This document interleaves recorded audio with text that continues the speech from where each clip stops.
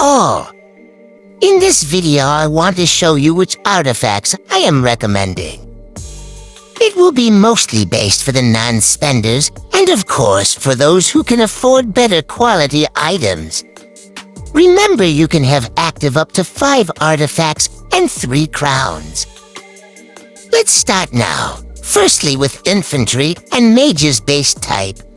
First item is the Ascus, granting stats for both units and some damage reduction at the last star level.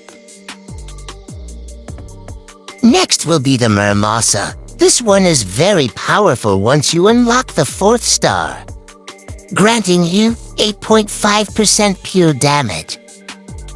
As for next, let's jump to the purple ones.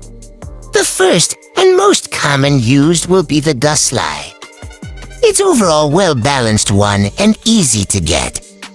Do not fear when you see different stats than your own units. Next will be the Cortana. Another easy-to-get item. Always strive to get some damage stats into your artifacts. Let's move to the orange now and start with the most commonly used item out there, the Excalibur. It's a good overall startup item. You can always choose Joyous instead of Excalibur, but I wouldn't recommend that. And with this, I have shown you the first 5 artifacts. Now we'll move to my friends, which are investing into their artifacts. We start again with the most common army setup, which we reviewed previously. For first artifact, would recommend you getting Joner. You will unlock its full potential only at 6 star when you unlock the 22% damage increase. For next, the most versatile and would say underrated item, the Apollo's Bow. Hitting it at star 3 and activating its skill is very vital. It got Archer and Cavalry stats that you won't need much as Infantry player, but like I said, the damage stats always dominate over the base stats. Bryanak would be the third item I recommend getting.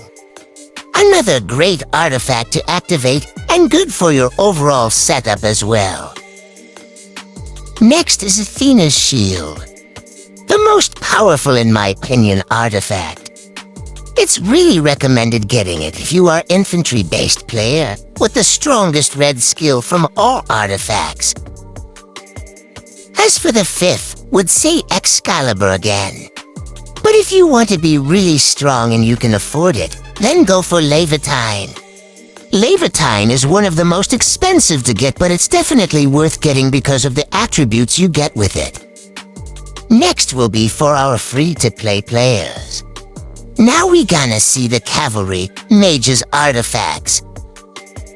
First we start with Lubu's Halberd. A nice and easy to get item for the Cavalry players. Next will be again the notorious Muramasa. As for third, we start again with Gusli from the purple artifacts. The next recommended artifact will be the Cortana. It is a very fine artifact granting all the needed stats for a Cavalry player. For the last 5th one, we are going to jump straight for the Excalibur.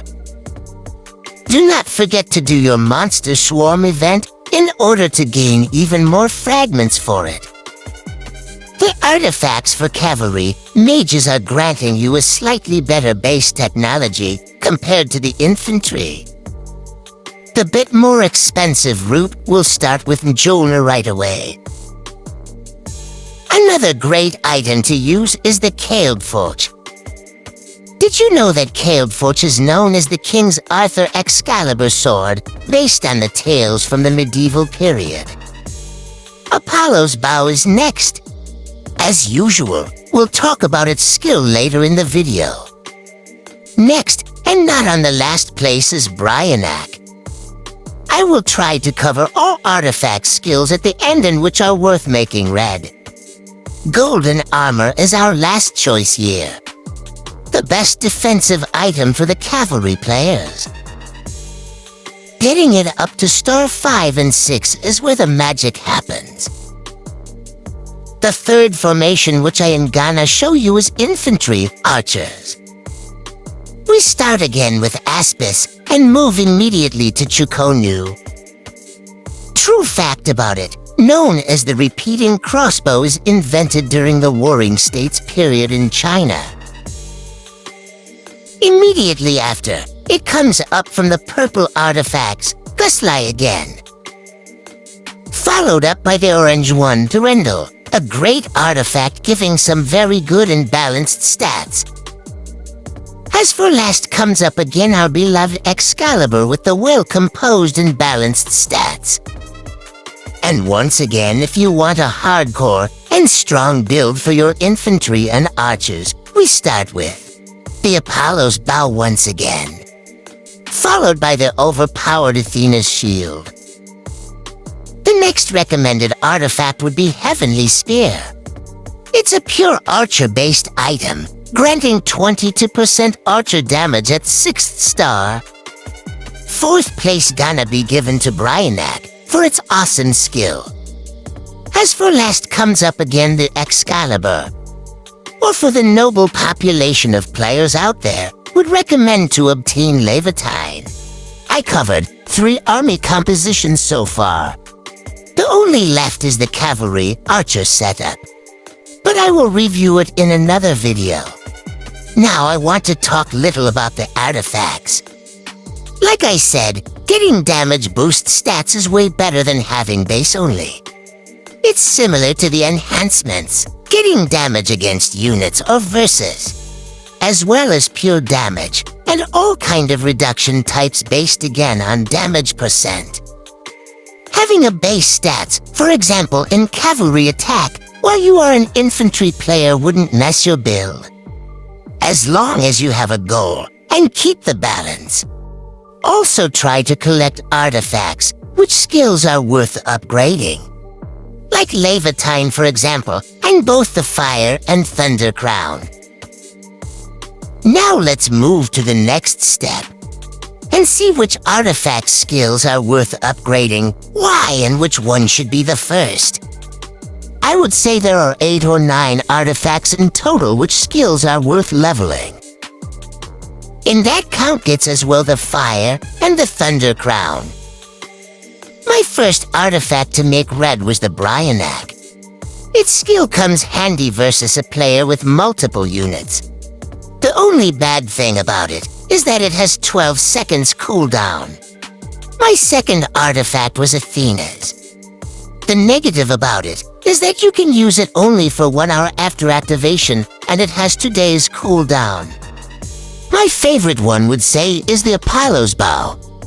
Its skill effect has no cooldown, but because of this, the activation is based on very low percent during the lower levels. Another one worth making red is the Heavenly Spear skill effect. It deals decent amount of damage and its cooldown is only 8 seconds. With 4 seconds less than the Bryanak. Kailed Forge skill is good. The damage dealt is not high as the previous two, but it has some features like 20% chance to stun the attack target. I've seen a lot of players making their Holy Robe skill effect red, but I dislike it and won't recommend doing it. I am going to switch my Emperor Sword for Apollo's Bow soon. Having a red Emperor Sword is useful only if you use the Slaughter effect to gain more kills. But in my honest opinion, I wouldn't really recommend leveling it at all. As for last, I leave the 2 most expensive and powerful artifacts. Getting Levitine is definitely worth, and his stackable skill effect. It's like the upgraded and better version of Excalibur. The Poseidon's Trident is cross-realm based artifact only. I've seen him being used by a lot of players during the cross-realm events. That's all for today. Hope you liked it, and thanks for watching.